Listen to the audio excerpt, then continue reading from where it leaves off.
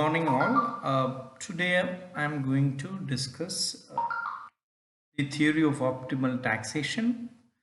Theory of optimal taxation is actually followed from what we have seen from the earlier lectures also. So it is in continuation of what we have done in previous lectures.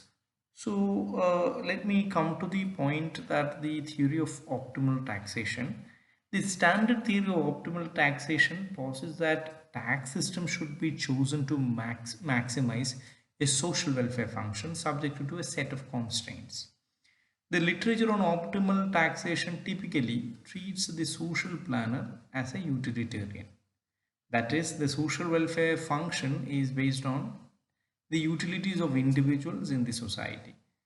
In its most general analysis, this literature uses a social welfare function that is a non-linear function of individual utility. Non-linear, I think all of you are familiar with. So the non-linearity allows for a social planner who prefers, for example, more equal distribution of utility.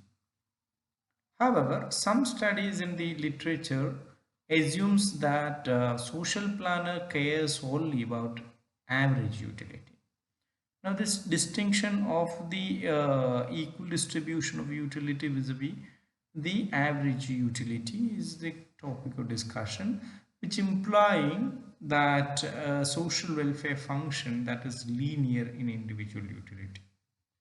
So, for our purpose in this discussion, the difference are of secondary importance, and one would not go for wrong thinking of the social planner as the classical linear utilitarianism. But what we feel is actually the point of Stiglitz made. That is, Stiglitz in one of his paper addressed the more restricted agenda of identifying Pareto efficient taxation as an approach taken up by many, in fact. So this approach is important because it suggests that many of the general prescription of the optimal taxation model that use utilitarian social welfare functions survive being recast in Pareto terms, which in turn suggests that the precise form of social welfare function, that is at least in classical Pareto functions, is not very important for some findings. Despite the more solid narrative, or sorry, the solid normative ground on which this approach rests, it so far has had less influence in the development of tax theory than the utilitarian approach of Mireles.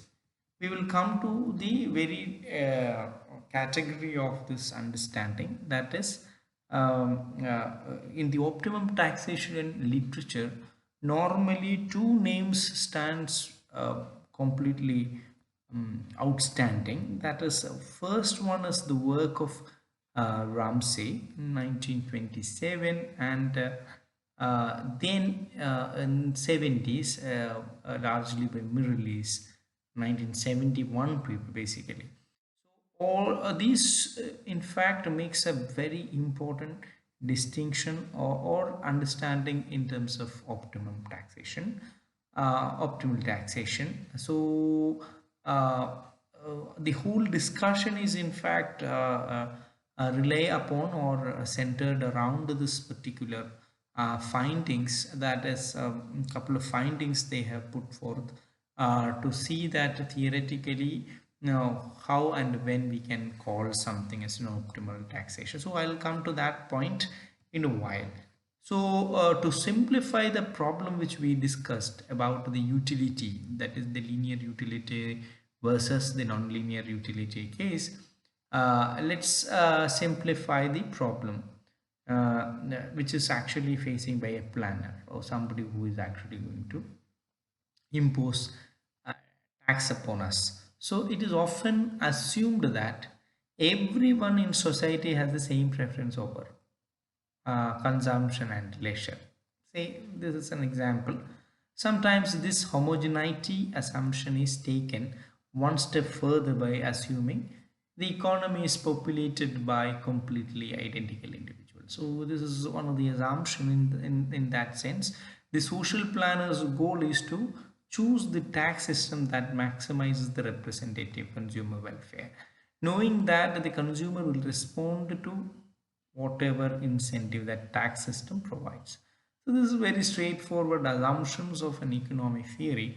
So in some studies of taxation, this is assuming a representative consumer may be a useful simplification, because why should a consumer accept tax? Because maybe they may be having some sort of utility. So in standard institutional perspective and all, this is rationalized and justified.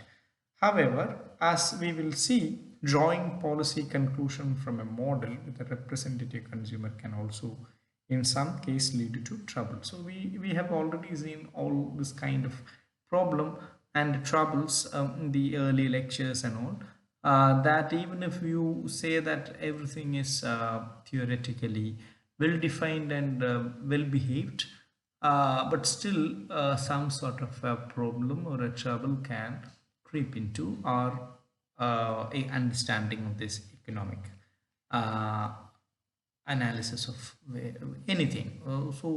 Tax is not an exception in that sense. So after determining an objective function, the next step is to specify the constraints that the social planner faces setting up a tax system. So we had already pointed that is the setting up of such a tax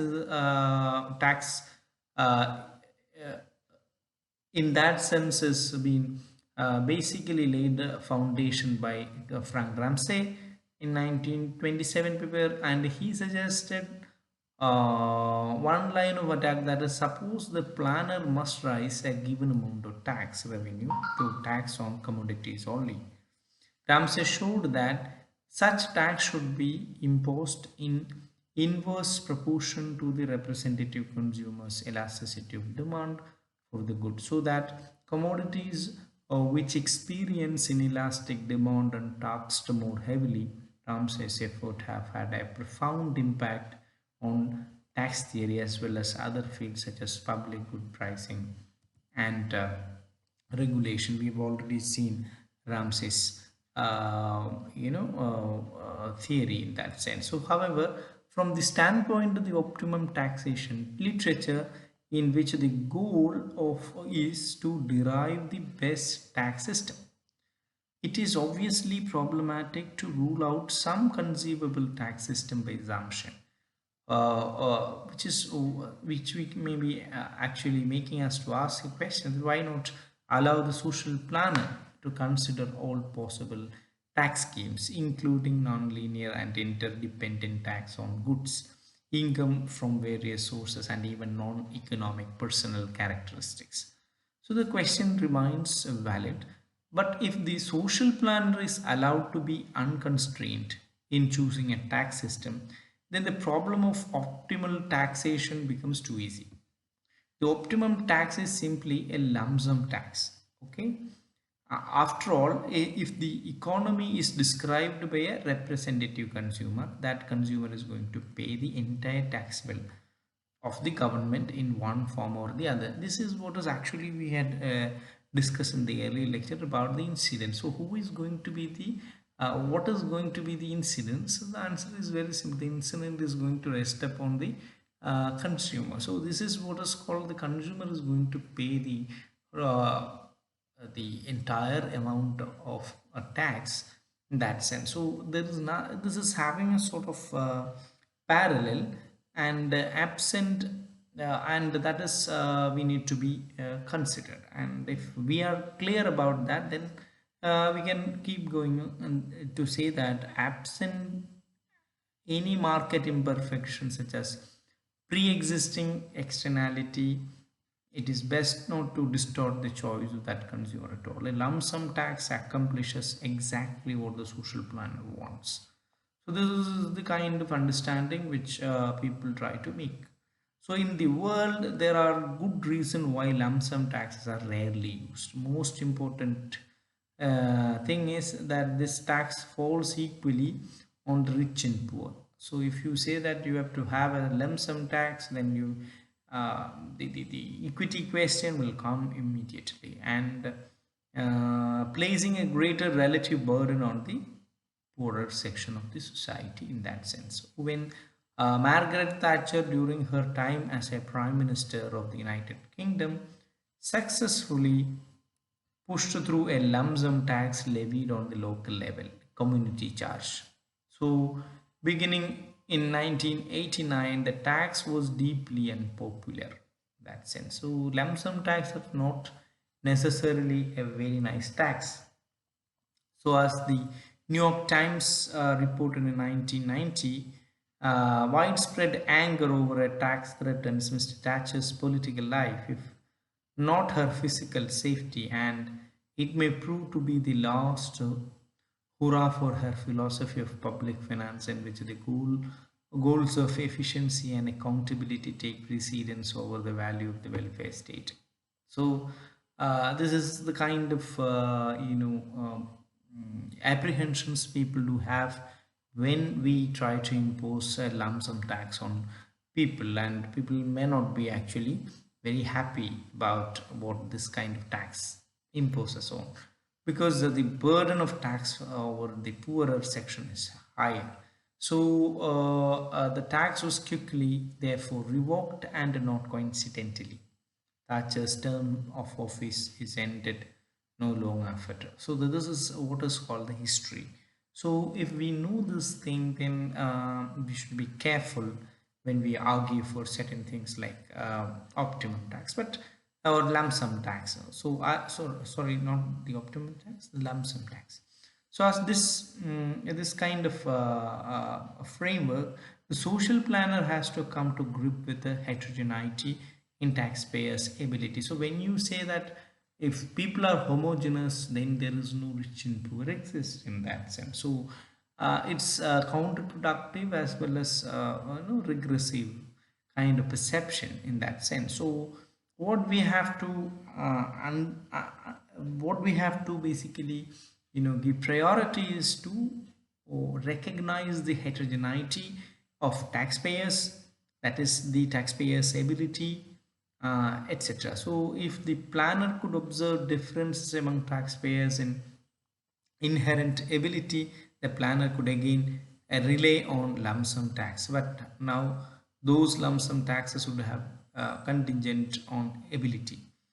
So these taxes would not depend on any choice an individual makes. So it would not distort incentives, and the planner could achieve equally with no efficiency costs.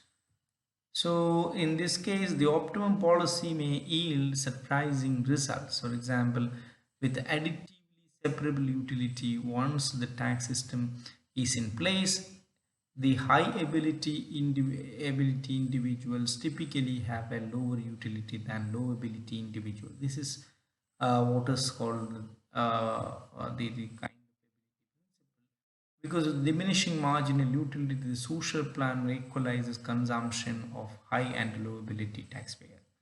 But it is optimal for the high ability taxpayer to work more and enjoy less leisure. The planner uses the targeted lump sum tax to redistribute the product of their additional effort. Now, this is the case. So, in that sense, if the actual government cannot directly observe ability, so the model is not, this model still fails to deliver useful and realistic prescription in that sense.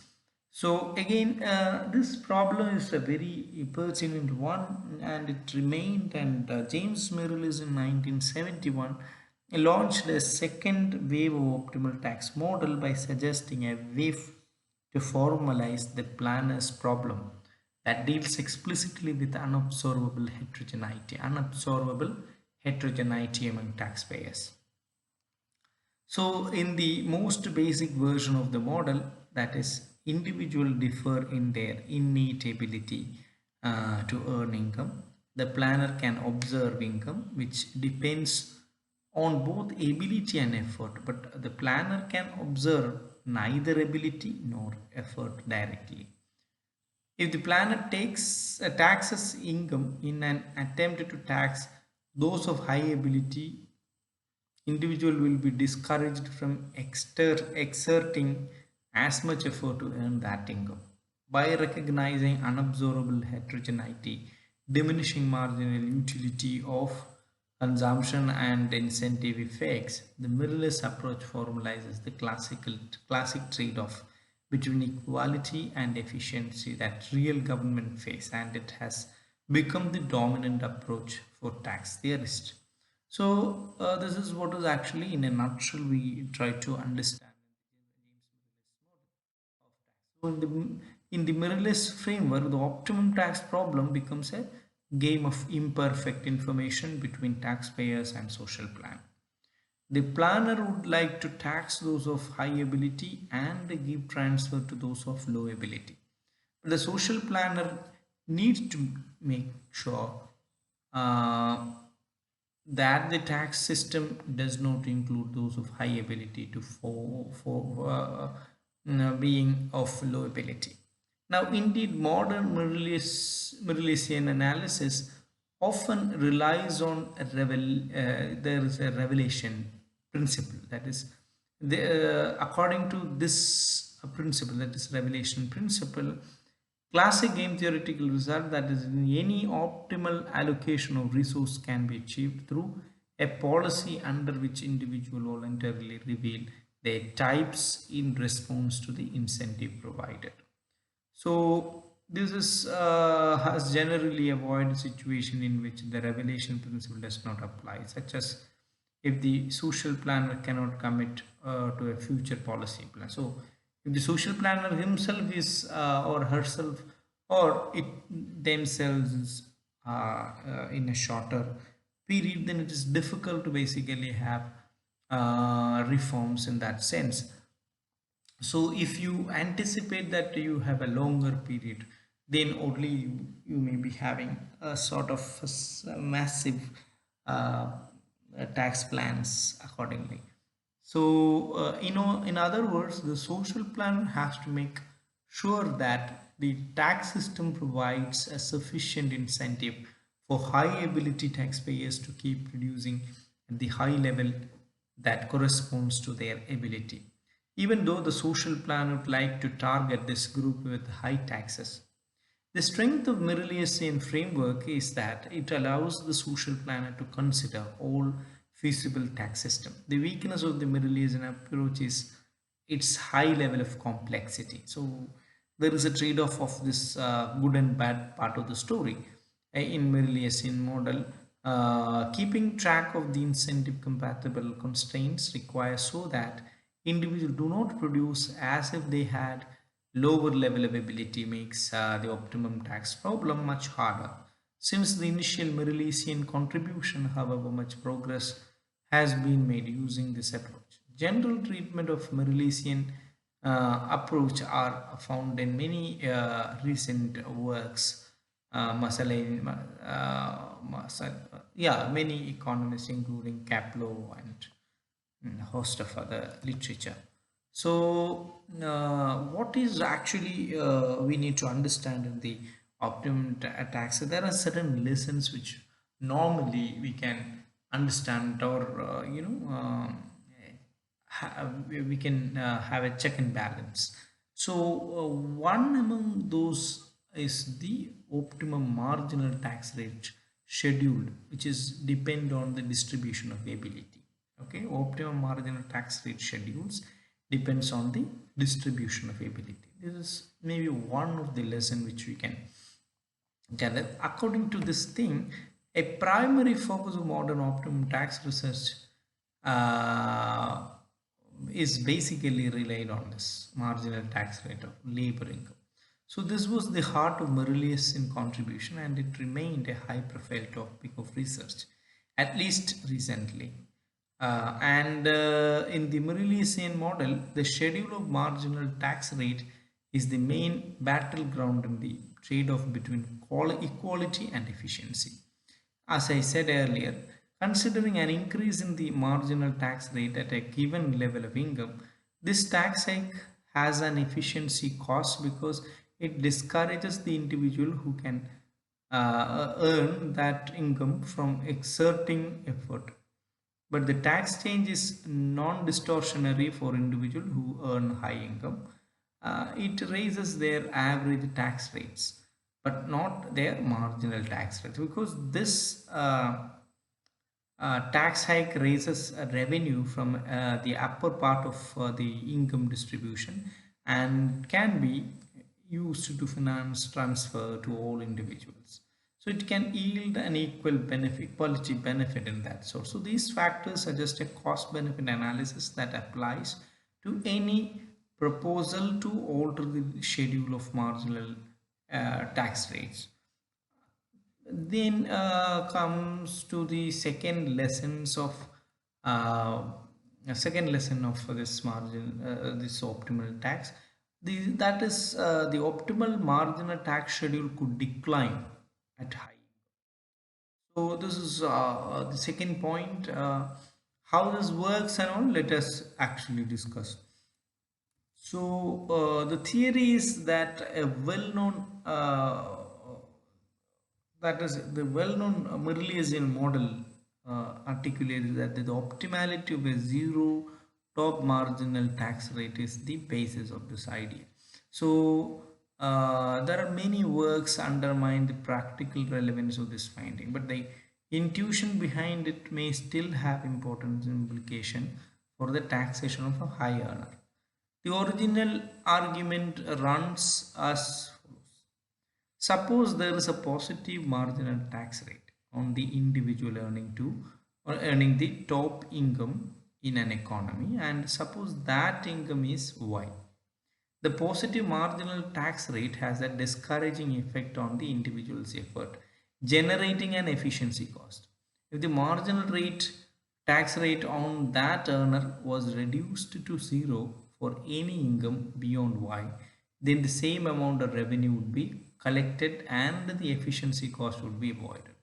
Thus, a positive marginal tax on top earner cannot be optimal. So this is what is actually the theory behind the optimal taxation, which is relied upon the principle that the optimal marginal tax schedule could decline at a high income. Now, what are the practical side of the same? So there are many opinion people may be talking about, but the theory is not necessarily very, you know, very illuminating. I'll come to that. That the ambiguity of economic theory, that is the public policy of the last many years. The lower marginal tax rate on high earners is a practice. Now, uh, this is actually counterintuitive to what we have seen. That is, the very top marginal rate may be misleading because it tells us nothing about the range of income over which it applies. Okay, so normally this is making a lot of intuitive problems, and I'll sum up the issues in the end. So the third point of this optimal tax is a flat tax with a universal lump sum transfer could be close to optimal. So this argument, as I pointed earlier, that the claim that the optimal tax schedule is generally flat has been challenged. Often the nearly, you know, 4 decade old paper, 4 5 decade old paper, that 5 decade old paper. Most prominently, many economists talked about this thing. So, optimum tax schedule is sensitive to assumptions about the input discussed in the previous lesson, that is in the second lesson. The shape of the distribution of ability, the social welfare function, and labor supply elasticity. None of the three components of the problem is easily pinned down.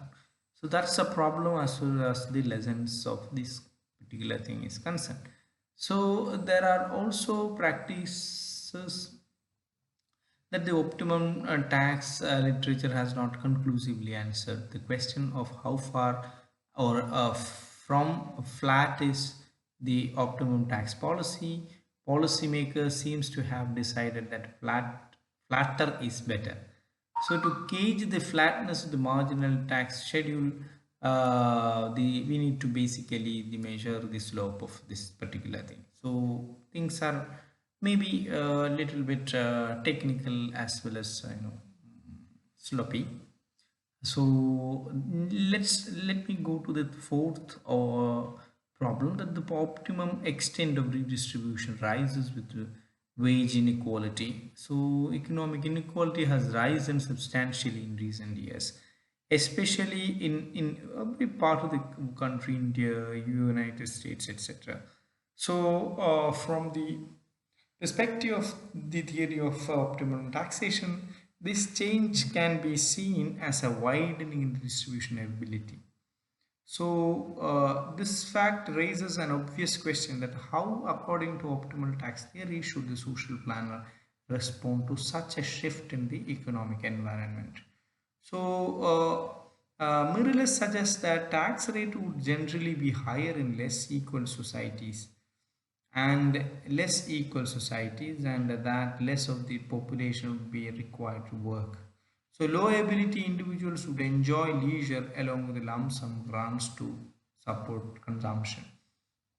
To illustrate this lesson, we simulate optimum tax policy using the observed change in the wage distribution of United States. So we begin by taking the data on reported wages from merged outgoing rotation group of the current population survey of United States, and then calculate the best fit log normal distribution to approximate this wage. As one would expect, this distribution has spread out over the last maybe 40 years or 50 years.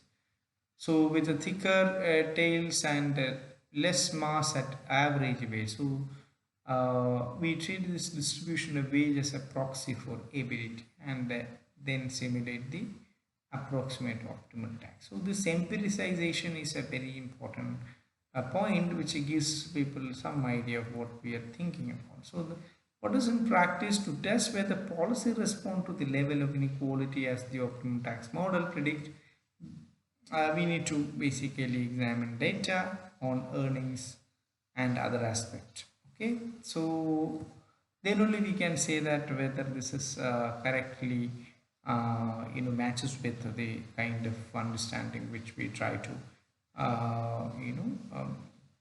give or kind of impart.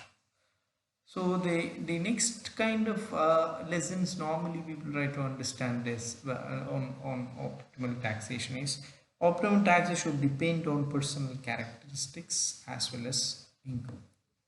So Mirulis himself identified the heart of the problem of tax designs to be that the tax authorities' lack of information about individual ability, the information symmetry.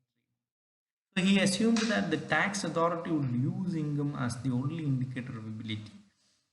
But he recognized that many more indicators could be used. One might obtain information about a man's income earning potential from his apparent intelligence level, the number of his degree, his address, age, caste, class, nature, etc. So suppose the most reliable way, and then indicator of such an income earning potential of that individual to be understood in that sense. So this is how we do in a practical sense, that if a few specific and economically significant way, tagging is widely used in the real world. So nearly every developed countries restrict some tax benefit, special services and cash transfer to poor households with young children. So some or the other way people have sort of a differentiations in that sense is existing. So that is what is actually the fifth lesson which we have to understand from optimum tax. The sixth lesson, which normally is only final goods ought to be taxed, and typically they ought to be taxed uniformly. But this is a bit tricky, and the final good of product is a kind of trickiness, because most of the commodity can act as a final product with the intermediary product. So while the optimum taxation of labor income remains something of a mystery, two powerful results have guided intuition about the optimum taxation of goods and service. One suggests that the optimum taxation on zero on all intermediate goods.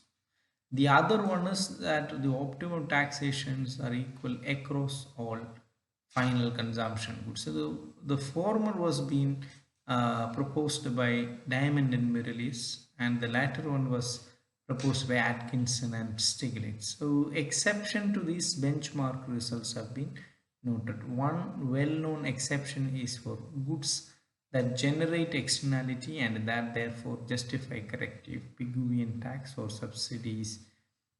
For more standard goods, differential commodity tax can be optimal if goods vary in their complementarity with leisure. If these taxes affects the wage paid to workers of different skills, or if preference for goods are corrected with individual ability, as discussed by Kaplow and other people, the earlier results remain benchmark because of the powerful institutions behind these kind of result. So optimal taxation is very crucial in that sense. So the practice or practical side of that says that the value added tax or GST, sometimes called the goods and services tax, is well designed to implement these recommendations. In principle, it exempts intermediate inputs, including physical capital. But that is not true as far as the Indian GST concerned, because most of the commodity, for example, if I am going to buy cotton, cotton can be a raw material as well as a finished product. For as a raw material, it may be having one sort of a tax, and as an intermediary good, it has maybe another sort of a tax, and final product you treat it differently. For example, there is an issue that certain commodities. Let's talk about the cotton case. If cotton is having 5% or 12% as GST in the beginning, and if the finished product or bed is actually 18%, then there is a problem. Or you say that actually cotton is being exempted at the same time. The napkins are heavily charged. Both the way we have this mismatch of the same, because you use the same commodity, but at the same time things being treated differently. So this kind of problem would always raises when you have this issue. So that is what is with the sixth lesson, and then seventh lesson is capital income ought to be untaxed, at least in expectation. So perhaps the most prominent result from dynamic model of optimum taxation is that the taxation of a capital income ought to be avoided. So this is what is actually their proposal, and this result controversial from it beginning in the middle in the mid 1980s, has been modified in some sustainable subtle ways and challenged directly in other words. But in theory, the intuition for a zero capital tax can be developed in a number of ways. Two possibilities draw on the result from a previous section. That is, the first, because capital equipment is an intermediary input to the production of a future output. The first result of Merrilis and the Diamond suggests that then it should not be taxed. So the second, because the capital tax is effectively a tax on future consumption but not on current consumption, it violates the Atkinson Stiglitz perception for uniform taxation. In fact, a capital tax imposed on never increasing tax on consumption further in the future. So it's a violation of the principle of uniform commodity tax is extreme. Then you also has a problem from the practical side that capital tax rates over the last several decades reflect these result on optimum taxation. Capital tax is the most consistent data on taxation of the return to capital in developed countries are the OECD data or statutory corporate income tax. These data show that statutory corporate tax rate fell sharply in the late 80s from a level in the range of 45-50% and have continued to steadily decline since then, falling to an average of 30% or 25 to 30%. From 85 to 90, particular several major economies substantially cut their corporate tax. India also we had a tax cut from in 70s or in the 60s, the late 60s it was around more than 90% of is the tax, corporate tax. Now that moved to 22, effective tax is around 20 to 25%. So this is what is actually the kind of cut which we can see as in practice. So effectively, what is this hints or culminate? This it is in fact largely supports the corporations and the capital class. At the same time, the lump sum tax imposition, which we had already observed in the earlier lessons, that it is gives more burden to the poorer lot of the society. So that means this optimum tax principle, in fact, makes a sort of wedge between the rich and poor. The burden is actually equally true, though the argument is argue in favor that it is actually lump sum equally treating everyone, but in fact it is creates a kind of disparity. So the last lesson is in stochastic dynamic economies. Optimal tax policy requires increased sophistication. So this is a very interesting point. That is the the work of Merlis himself is subsequent to hints that dynamic settings such as many economists worked on typically ignored uncertainty about individual. So recent works on optimal taxation has considered stochastic dynamic economies and begin to explore new sophisticated tax policy. However, these are the lessons which we are supposed to take, but the problem is that this optimum taxation principle is in fact having a high inequity in the name of efficiency. But if we look into the efficiency aspect very carefully, then efficiency is something whether we are utilizing it or not. So that is overall there is no, this is antithetical to the changes which happens across the world. You have a lot of taxations happening and you have a lot of income coming up and the government spend on, and the corporation is trying to carry those benefit which is actually paid by the people on the one hand, and the ultimate result being reaped by the other part. For example, if you take Indian context, the tax payers money and the foregone ownership value of products, that is in terms of labor, in terms of property, in terms of everything, that created the wealth of the nation, the public wealth, uh, and that wealth is being easily taken by different corporations without much expense in that sense. So and maybe the total income in that sense may be gone up, but the welfare of the people in some gone up is creates a lot of doubt. So that is why the apprehension is a bit severe. There are other long-standing criticism against the theory of optimal taxation, that it is in operational. This is the this is a major criticism. That is, since we do not have and cannot realistically obtain the information needed to differentiate direct or indirect tax rates in accordance with the theory, then you cannot have a clear-cut result or a kind of prediction or kind of result accordingly. So in addition that there is an administrative and political economy argument against the systematic differentiation of indirect tax rate.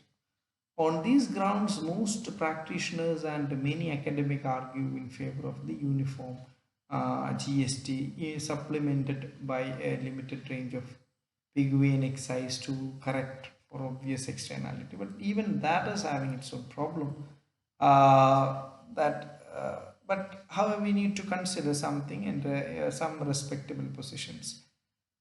The recent contribution of an optimum tax theory discussed by many suggests that at least some of the information that would allow a rational differentiation of indirect tax rate may be easier to collect than previously thought.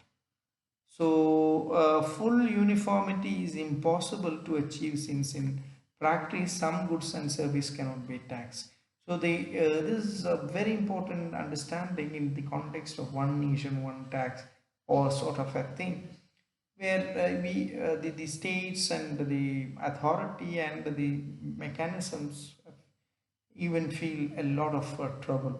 That is, any indirect tax system is necessarily non-uniform, even if all taxable goods and services carry the same tax rate.